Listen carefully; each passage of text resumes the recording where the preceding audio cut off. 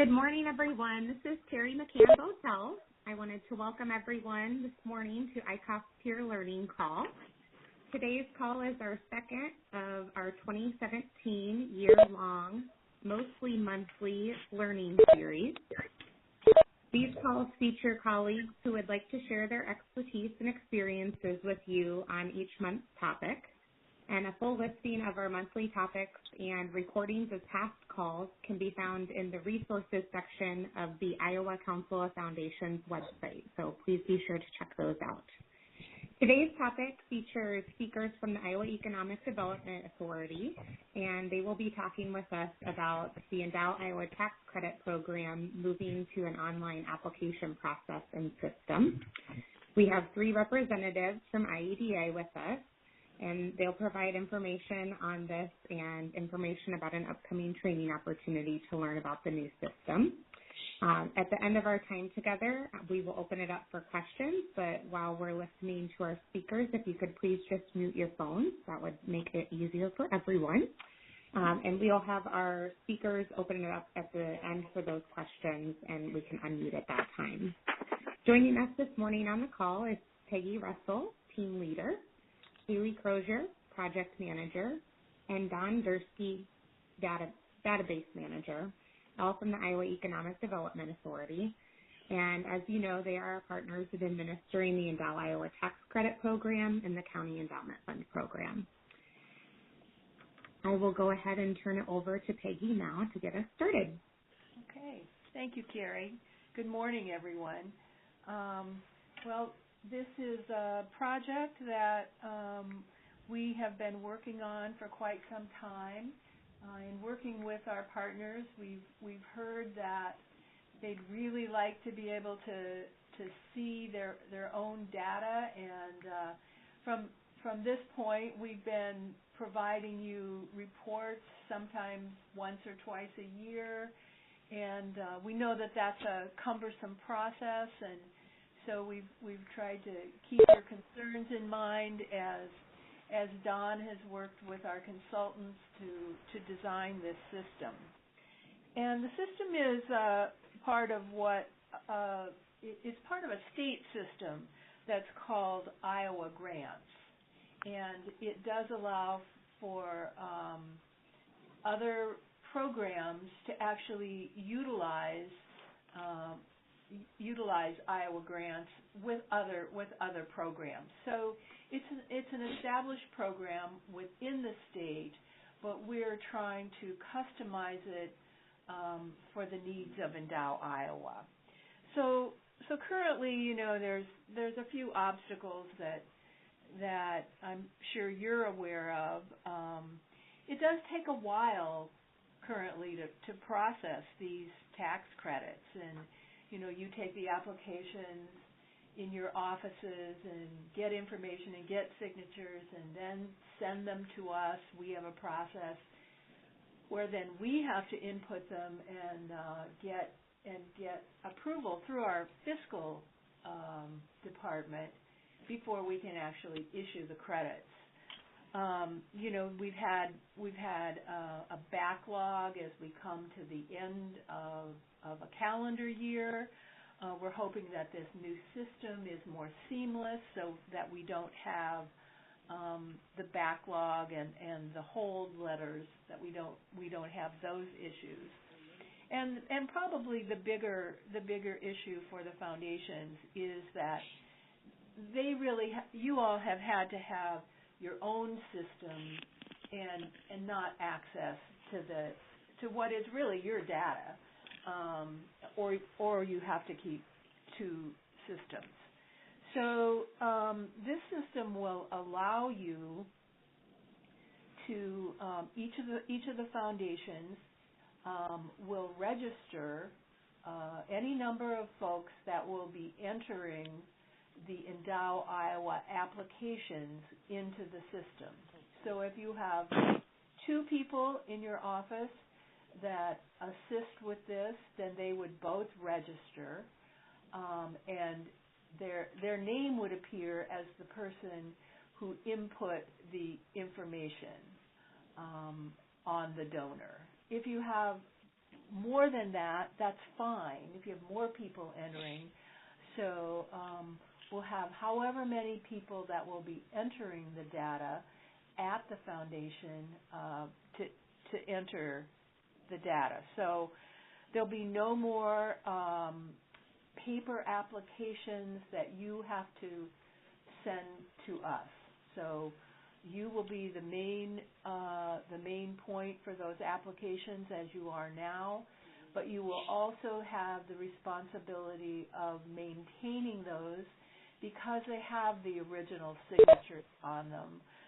So you'll actually be maintaining the original forms, and that's an important thing to know and look at, and make sure that your record retention policies are up to date and that you're following those, because that could be a piece of an audit that someone might look at. So again, you as foundations will have access only to your information. You're not going to have access to any other foundation's information. We will have access to all of that, but individual foundations will only have access to their own data. The other really benefit to this system is that we'll be able to develop reports for you and have them sent automatically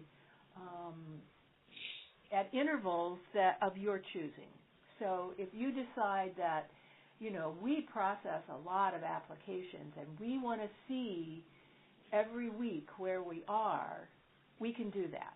If you don't submit very many applications and you think every 3 months or 6 months you need to have an update, that can be arranged as well. So it gives you more control over your own data. We send out sort of at the end of the calendar process a report for you to look for duplicates, and so we wouldn't be doing that anymore. You would be like on a monthly basis or however frequently we send you those reports. You would be looking at that data and did we enter something in twice, or is there a duplicate or an error that we're aware of that, and then you'll deal with us to correct an error. But the big benefit is these get corrected right away, and you can see your own data.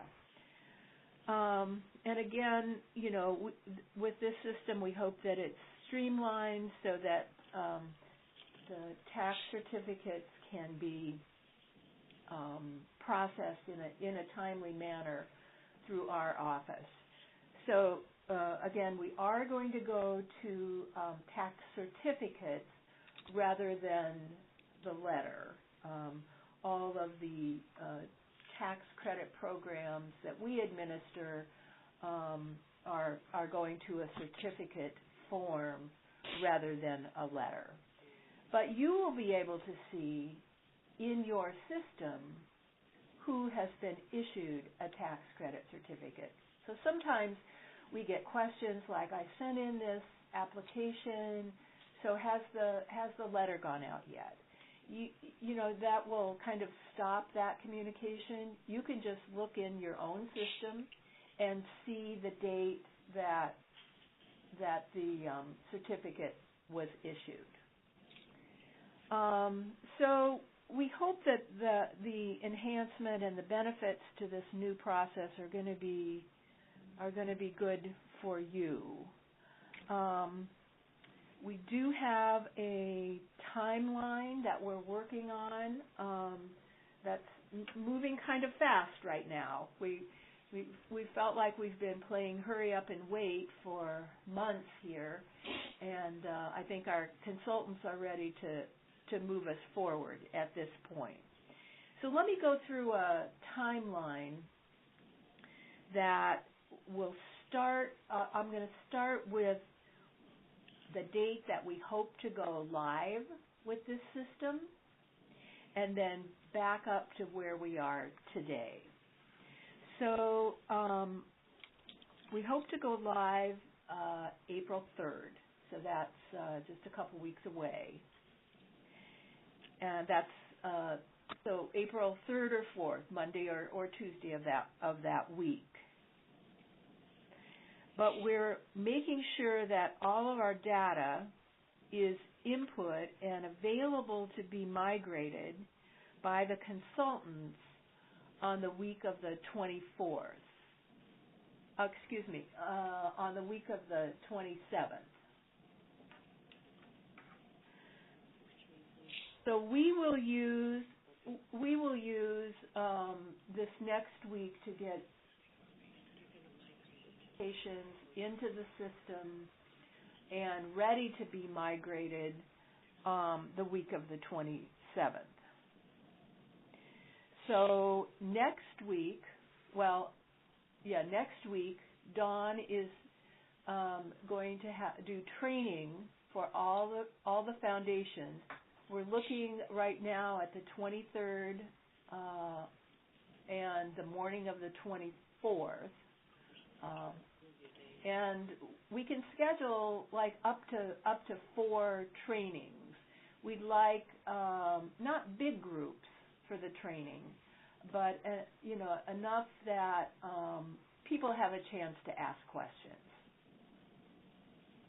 So Carrie has been good enough to coordinate those. If we need to go into the week of the 27th, we have to check with our consultants because we're not quite sure the dates that they're going to be in the system, and we can't be training you and having them migrating data at the same time. So hopefully we can get most folks trained on Thursday the 23rd and the morning of the 24th. That'll keep Dawn really busy. And then, so at this point, I don't know if Carrie has sent it out yet, but we're ready to have folks that will be entering data get registered on the system. And Carrie will send you out information on how to do that. It's mainly, this is how you access Iowa grants. There's a couple of clicks, you put your name in, and most of the instructions are online. So it shouldn't be too difficult.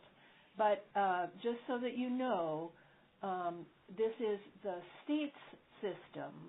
This is not IEDA's system. So if there's a problem getting registered, Don, is there a help number on that? There's a help number right on the screen when you're logging in.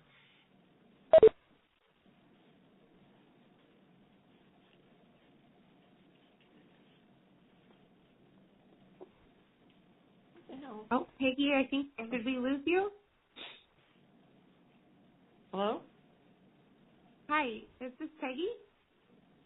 This is Denise with OCF. I just wondered if everybody else got lost. I think we might have lost our friends at IEDA, so hopefully they will dial back in. Okay. So please just stay tuned. Harry, I came in, this is Rebecca in Sioux City. I came in about 4 minutes late. Is there anything pertinent that I missed? I caught that the system's going live on the 3rd. I completed the doodle poll. Anything else that our donors are still filling out the paper application, right? We're just entering it online? Yeah, we'll as soon as Peggy gets back on, she's going to take questions at the end. Okay. I know there's a part of the timeline that she was probably just getting to, so I want to let her explain that. Okay. Their process.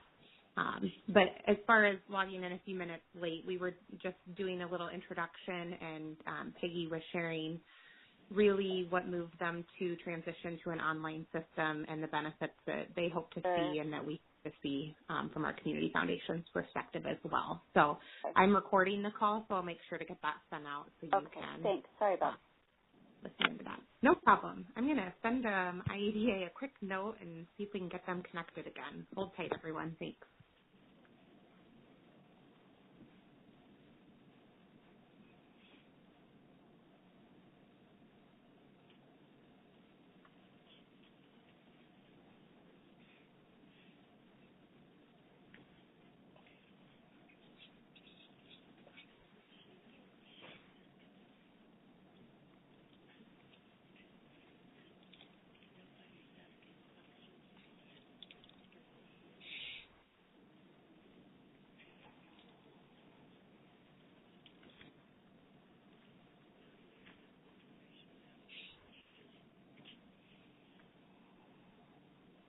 Well, I'll go ahead and give a few updates from ICOP's perspective on how we are hoping to support this process.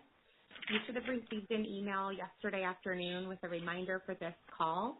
It also included a link to a doodle poll to complete and show your availability for one of those training times next week on the 23rd or 24th. Thank you very much. I have almost 100% response so far, so we should be able to confirm your training times sometime today. I'm still waiting to hear back from Johnson County and Pella, so if you could get that doodle poll completed, I can get everyone scheduled. Peggy had just mentioned that there is instructions on how to create your online profile for the new system. As soon as we're finished with the call, I will send that along with a timeline that she has shared, so you have that for your records. And then once we get those training times confirmed, I will send you a note so you can get your calendars marked. We will be using IEDA's webinar system for that, so Don will likely send you the links to connect to the webinar and any dial-in instructions that'll be coming from their office. So while we're waiting for them to reconnect in, does anyone have any questions as far as those items are concerned?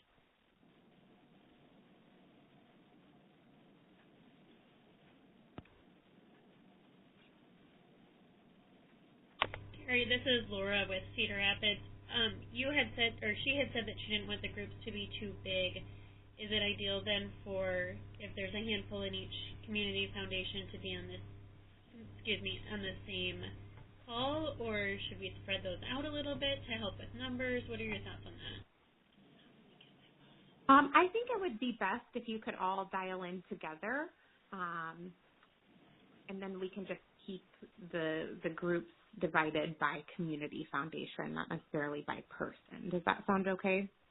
Yeah, that sounds great. Okay, thanks, Laura.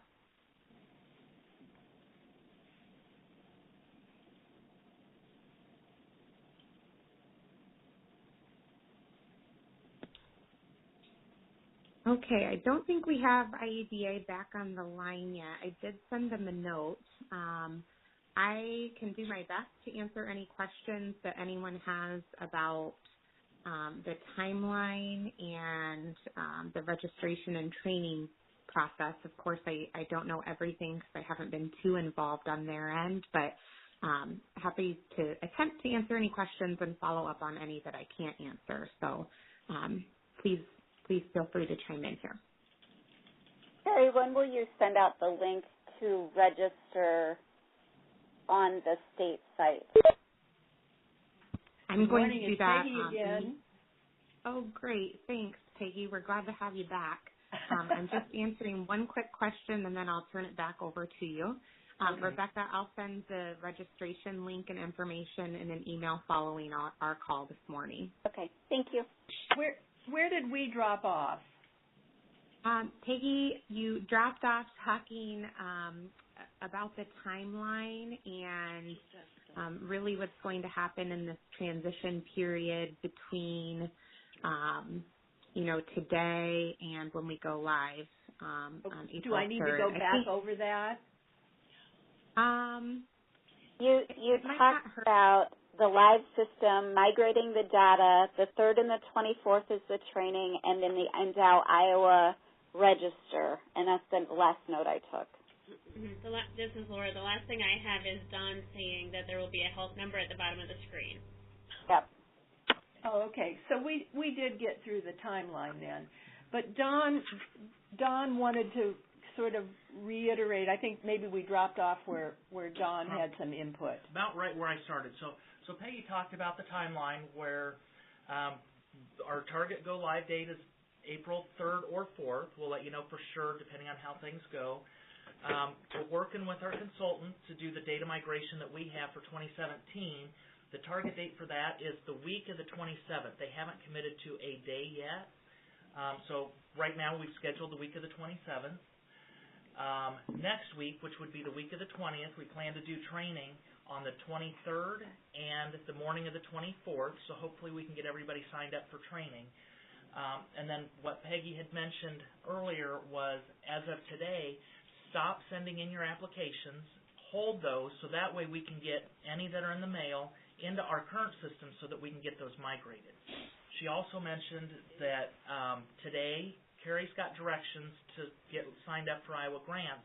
I'm not sure if she's gotten those out yet, but she can probably after our conference call if she hasn't. But what we need is for you to go in and get signed up for Iowa grants. Each person in your organization will need an account. And then once your account has been created, and this is what I was stressing, I think, about the time we got cut off, is Iowa grants, once your account has been approved, Iowa grants will automatically send you an email confirmation that your account has been approved. What I want to stress is do not go back into Iowa grants until we give you the go-ahead on April 3rd or 4th. And the reason is because we need your account set up so that we can tie your account to your existing applications that we have so that when we migrate the data, when you log in, you see your applications. And that's the purpose of getting you signed up now with your organizations. What we don't want to have happen is for you to go in, browse, change data, enter data, or do anything that might compromise the data migration, and we definitely don't want you to lose data thinking that you've provided something and then all of a sudden it's gone. So to be on the safe side, what we're asking is for you to go ahead and create your Iowa Grants account and then stay out of it, regardless of the notifications that you get from Iowa Grants. Stay out of Iowa Grants until we give you the go-ahead on April 3rd or 4th. Okay? Peggy, could you go into a little more detail about the process of community foundations holding their applications starting today and what that means and what that looks like once the system is live? So it does take a little while when you use the mail and it comes through the state system. And so if we get applications like next week, we're not going to have, if it's too late in the week, we're not going to have time to input those into the system so that they can be migrated into Iowa Grants. So we'd like to cut the applications off right now and let you enter the applications that you have on the 3rd or 4th. I mean, it could take us, by the time you mail them today, we got them entered, we got them through the process. It's going to be the 3rd or 4th anyway. So we're not looking at really a delay in being able to get the certificates out. We need a little bit of time to migrate all the data that we currently have for 2017 and get it into your individual foundations so that you have the data. The risk with not holding them too, Carrie, is that if we receive them after the data has been migrated, our only option is to send them back to the foundations, which is just going to increase the delay. So we've got to have all the data input prior to the data migration. Great. Thanks so much for clarifying. Sure. This is the Community Foundation here in Des Moines. I have a question about upload option. Is there an ability to like upload an Excel file of all the applications that we may have received in one day or in 1 week, that sort of thing? Unfortunately, Iowa Grants doesn't give us that option. Each application is treated as an individual entity, and they don't provide an upload option for us.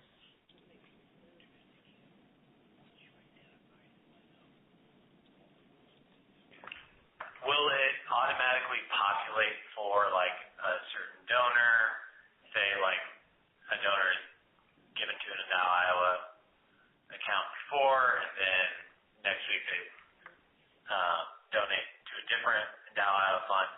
Will that populate with their information, or will we have to re-enter their information again? You'll have to populate the donor information, but what it will do is it will populate all of your information so that you don't have to retype all of that, and then it will populate the affiliate organization if there is one, and those are just in a drop-down and assigned to the individual foundations.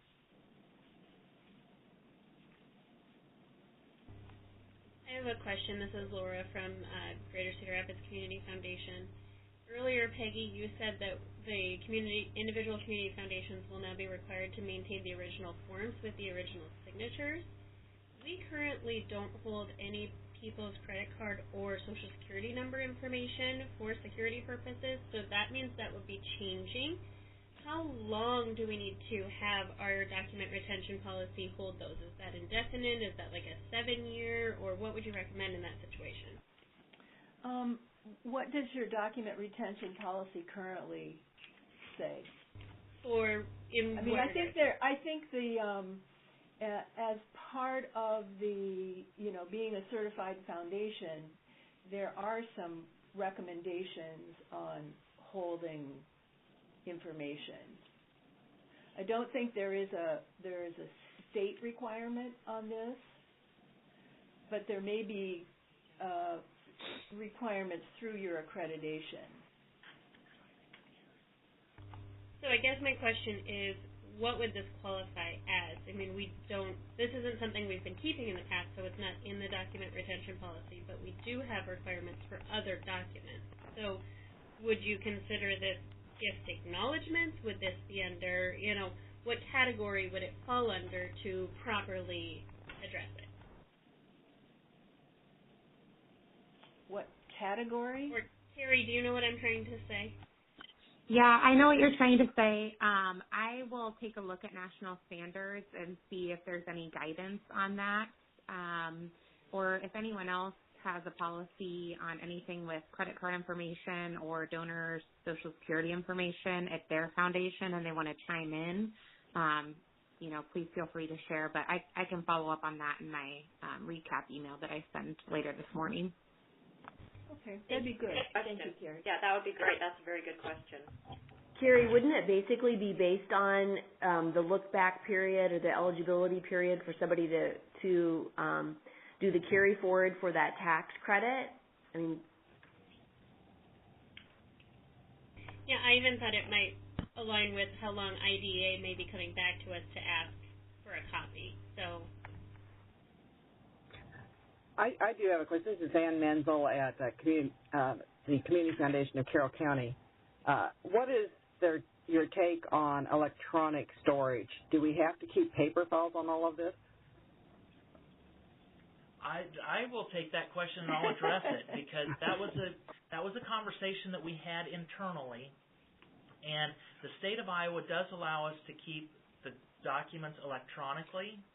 Mm-hmm. And to answer your question, it's an extra step for you to scan the document and upload it into Iowa Grants, because Iowa Grants does give us the option that you can store the actual paper application, a scanned copy of it, with the application itself. But we felt that was an extra unnecessary step, and especially for the foundations that process lots of applications. And so we didn't make that a requirement, and instead left it back to you guys to store the original, so that way you're not incurring the expense of mailing us applications that we really don't need. Well, I'm just asking if we can store electronically the forms, because we do a lot of that. We're trying to get away from holding a lot of paper if we can avoid it.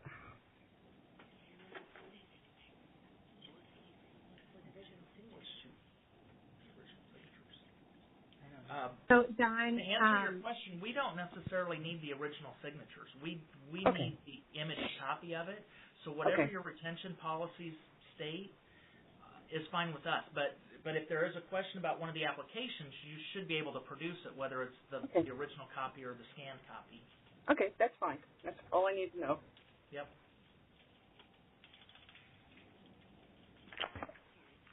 Hi, this is Barb. This is Barb with the Community Foundation of Des Moines. You mentioned that the certificates would be online for the donor or electronic. We'll mail out the paper copies to the donors, but your data will show that one has been issued. Sure. Okay. Will we also be able to receive a paper copy, or will there be an electronic copy of the certificate? A lot of times we have donors reach out again when they're doing their taxes and would like a copy of it. What we plan to do, we thought that the actual certificates to carbon copy you guys on those was a little more than what you possibly needed.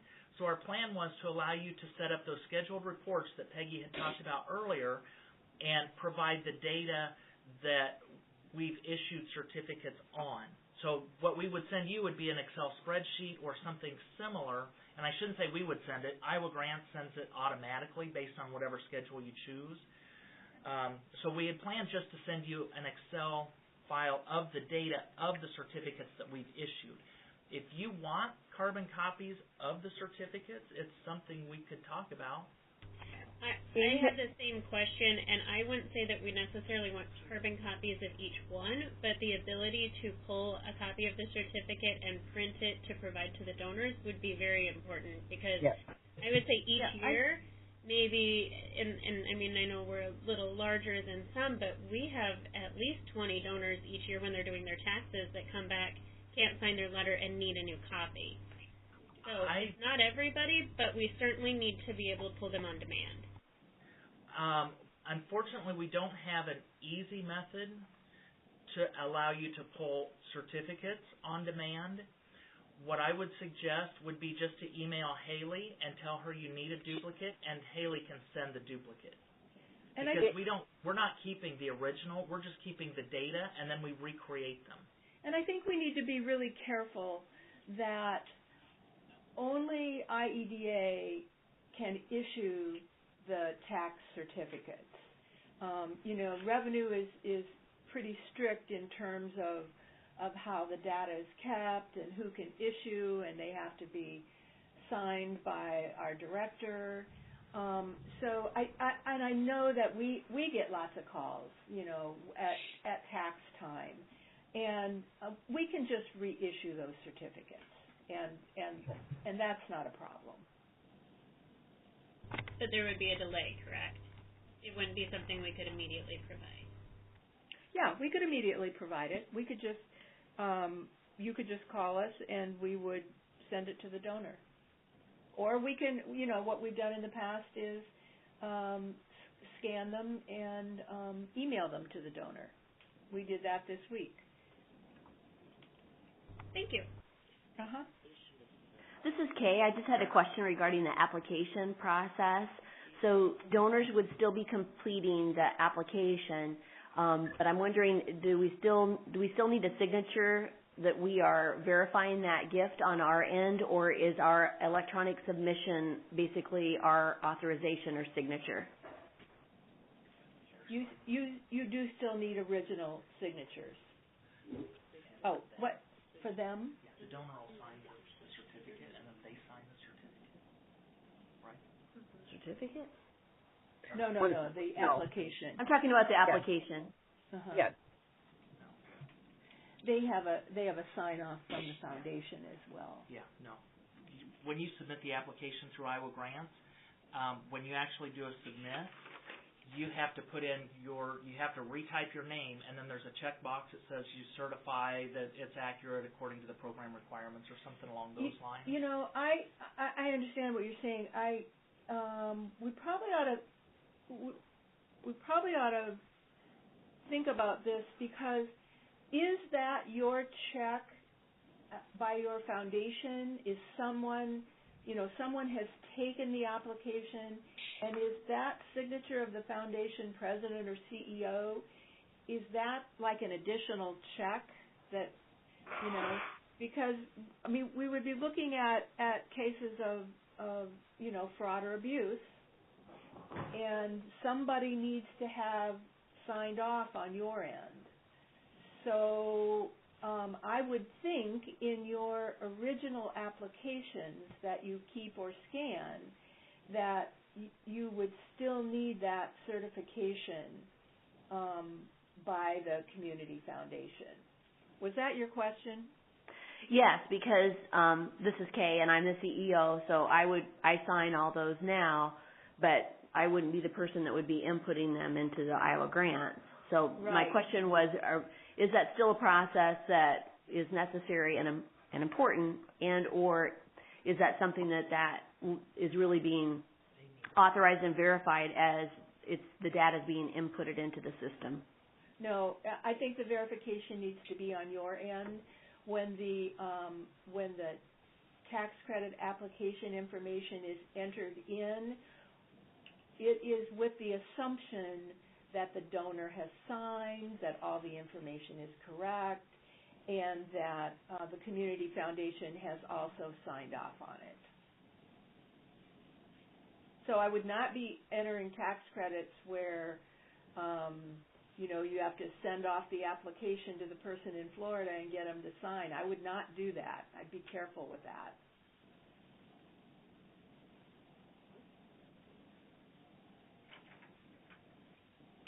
I'm sorry, could you just repeat what you said? We missed that last little part. I would just be assured on the community foundation's side that they have all the required signatures before they enter into the database. So that would be the donor's signature. They may have. We have cases where they donated, but they haven't completed the form. And on your end, I would make sure that the form is signed by everyone who's supposed to sign it before you enter it into the database. Can you also tell me, a lot of times we'll have a donor that may write one check, but they give to multiple funds, maybe, let's say they give to 4 different funds. Is that entered as one application, or would that need to be entered 4 different times in the system? That would be however you want to do it. You could enter 4 separate donations, or you can enter it all in one and they'll get a tax credit for the 4.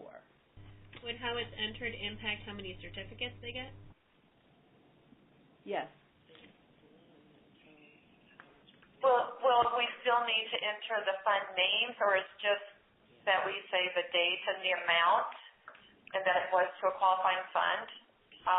Or would all those fund names need to be entered, and do they need to be typed manually, or is there some sort of drop-down or auto-populate for all the fund names? They all need to be entered, and they will be entered manually. There's no drop-down. And you do still need all the fund names, or is it just that we verified that it is through the Community Foundation, they gave this much to an endowed Iowa qualifying fund? We'll still need the funds.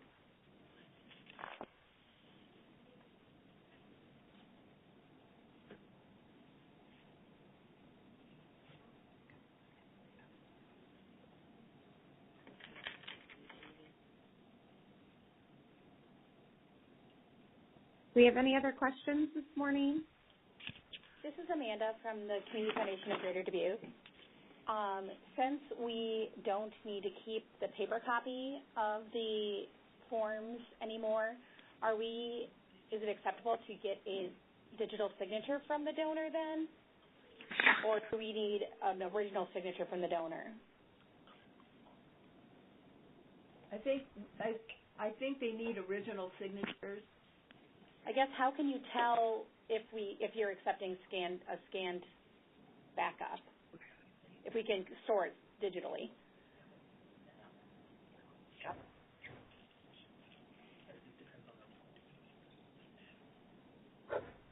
Am I not understanding the question? What she's asking is if it's okay for them to take all of their applications that they have original signatures on and scan them as electronic files and then dispose of the paper copies. Why is it okay that the donor emails them the electronic copy that's already signed? Okay. And technically there would be no difference whether the donor signs it or the donor scans it or whether the foundation scan it, as long as you can reproduce that application with the signature on it. Was that clear? Yes, thank you. Okay. So wait, it's okay to have a donor scan and email their application back? Technically there would be no difference whether you scanned it or they scanned it, as long as it's got a handwritten signature on it. The only caution that I would give is that you need to follow your policies and procedures for record retention, and if your organization allows you to store electronic documents like that. I'm not sure that you would want your donor to send that electronically through an email with their social security number on there. That doesn't sound like a good idea to me, but and that is a very valid point too. So unless you have a way to send secure email, right? The state offers a system for us to be able to securely send emails, so it could still be an option. I have a question regarding reporting. Do the reports automatically just get emailed to us, or is it something we'd have to pull on the system? No, unfortunately, they don't give us a way for people outside of the state network to access our reporting system. But what they do give us is a way for us to sign you up for specific reports, and then the system will email you those reports. So they'll come right into your email box. We'll work with each of you. We'll figure out what reports are important for you. I think Carrie has said that she'll work as the liaison between us and you guys to figure out what reports you need. And then we'll work with each of you to figure out how often you want them.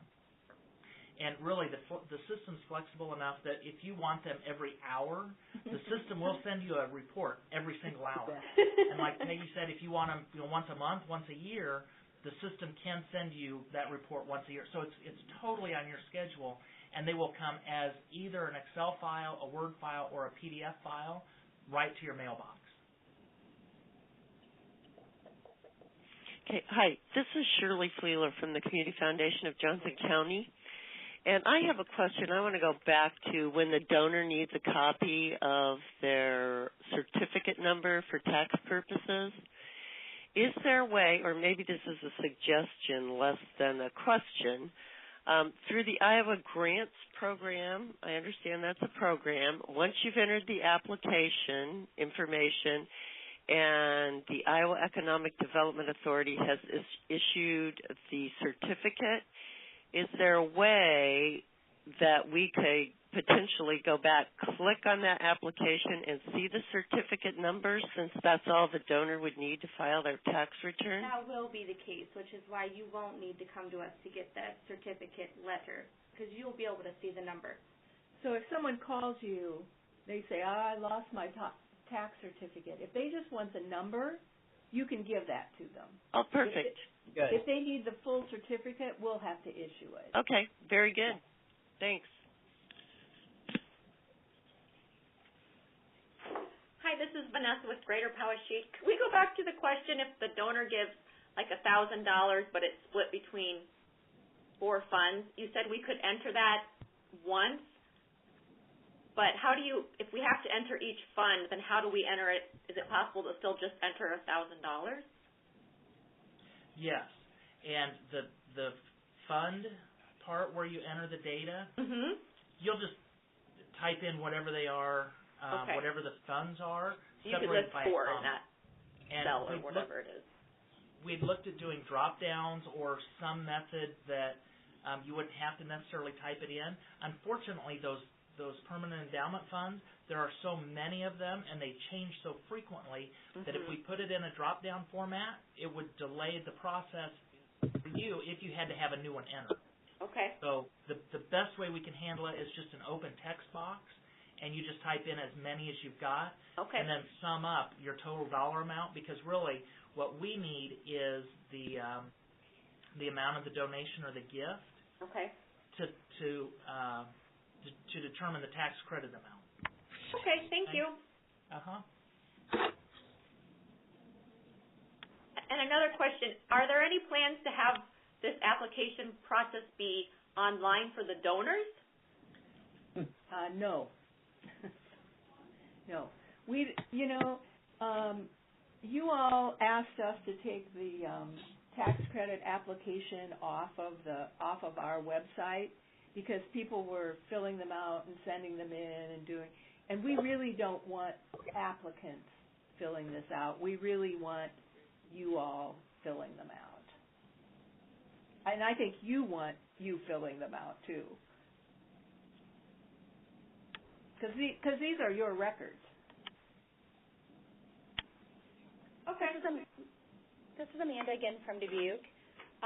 Talking about the multiple funds on one donation question. Do you know if there's any kind of character limitation? Because I know, especially towards our year end, we have donors who give to 20, 30 funds. And I understand I have to enter each one in separately, but I know sometimes when the letters come back, it lists the first so many, and then it just says ETC. Any guidance on that, or if there is character limitations for that field? That is a very good question, and that's a question that we've been going back and forth internally about, because we do need the permanent fund that they're donating to, but we don't necessarily need them in a format that we can use. The reason we need it is that we put it on the tax certificate. So the question is, do we need to put it on the tax certificate? And if we need to put, like you said, if they donate to 20-some funds, that field can get quite lengthy, and right now I have the field set at, I believe, 1,500 characters. And so once you've run out of characters, and we do the same thing internally, we just, at the very last one, we put, and other funds. And so the question is, do we need to store that for any reason? Would it be possible to use fund numbers rather than fund names?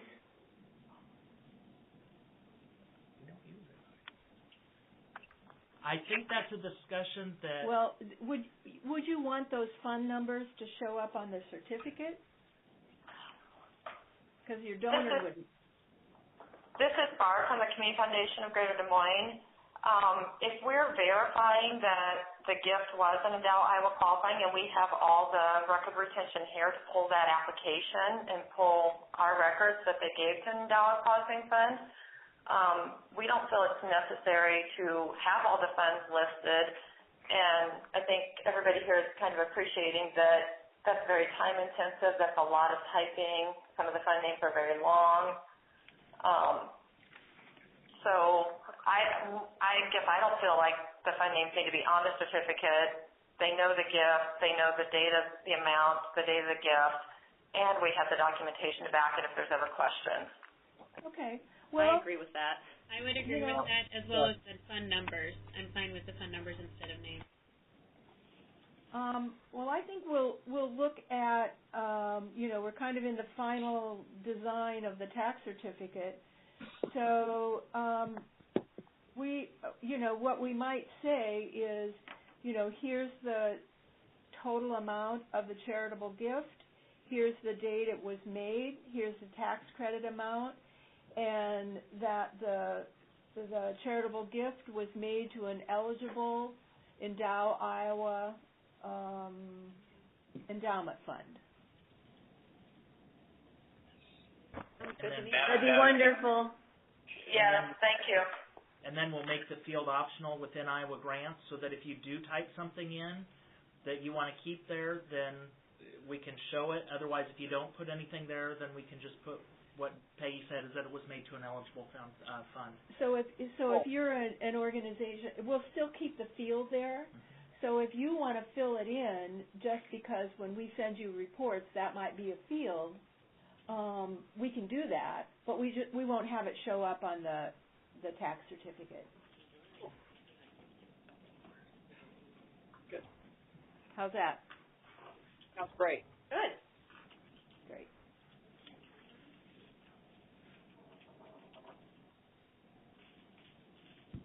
Okay, last call for questions before we wrap up this morning, and of course there'll be time for questions during your training time next week as well. Hey, Carrie, this is Rebecca in Sioux City. I don't have a question, but I do have a comment on record retention. We show that records that are financial related, including authentic signatures, are to be kept 7 years, which is consistent with national standards from our perspective. Great. Thanks, Rebecca. And I have that information that I just pulled too from National Standards website, so I'll include that as well in my follow-up email. Appreciate that.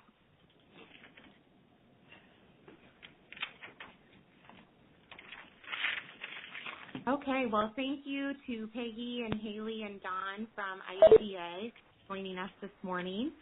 Just a reminder, if you haven't done so already, please complete the doodle poll to schedule a training time for next week. And I will send a follow-up email to confirm your training time and another email that includes information on registering for the Iowa Grant System, recapping the timeline that we discussed this morning, and also issuing a call for a list of reports and the frequency of when your community foundation would like to receive those reports from the Iowa Grant System. A reminder that our Community Foundation's legislative breakfast is scheduled for March 28th from 7:30 to 9 a.m. at the Capitol. We hope you can join us. And please keep an eye out for the next issue of the CS Snapshot e-newsletter for more information about our next peer learning call, which is scheduled for May 24th. Thanks again for joining us this morning, and I hope everyone has a good rest of the day. Thank you. Thank you, Gary. Thanks, Gary.